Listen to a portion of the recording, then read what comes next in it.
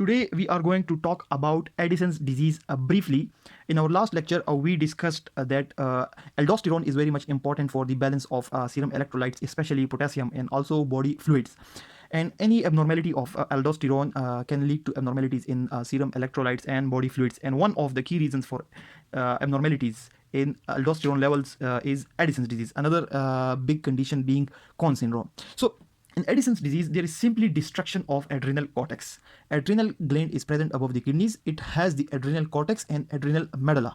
In Addison's disease, there is specifically destruction of adrenal cortex.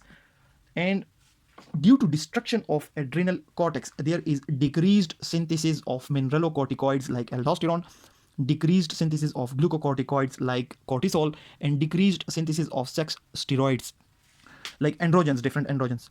Now, when there is a decrease in cortisol level, it ultimately leads to feedback increase in cortisol releasing hormone, corticotropin releasing hormone, and also increase in adrenocorticotropic hormone ACTH.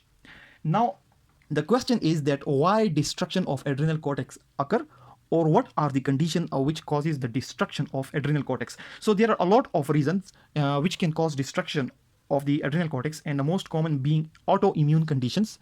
Due to different autoimmune condition, destruction of the adrenal glands can occur, especially in the UK and developed countries. Autoimmune causes are important and the number one causes of Addison's disease.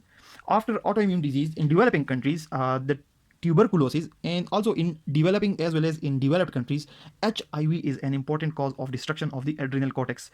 And in children, the congenital adrenal hyperplasia is an important cause which can either lead to destruction of adrenal cortex or it can alter the levels of different hormones. So overall, autoimmune conditions, infections like tuberculosis, HIV, and metastasis from different malignancies, they are important causes of Addison's disease. So what are the different signs symptoms of adrenal disease? There are a lot of signs symptoms, but the important signs symptoms being weight loss, malaise, generalized weakness, anorexia, nausea, vomiting, postural hypotension. When because of fluid abnormalities, because of loss of fluid, the blood pressure decreases. Because of abnormalities of sodium and potassium, there is a fluid deficit, and whenever a patient with Addison's disease sits up or stands, the blood pressure drops, and that is known as postural hypotension. And also there is pigmentation, increased pigmentation in the palmar creases, in the oral mucosa, around the elbows and knees, and also in scars. So these are some of the sign symptoms. There can be other sign symptoms like anorexia, nausea, vomiting, diarrhea, abdominal pain can occur, constipation can occur, depression can occur, confusion can occur, also myalgias, joint and back pain can also occur, and impotence and amenorrhea can also occur. Then how we diagnose Addison's disease? So to diagnose Addison's disease, we need to measure the serum cortisol level. Serum cortisol level higher than 550 nanomole per liter. 550 nanomole per liter.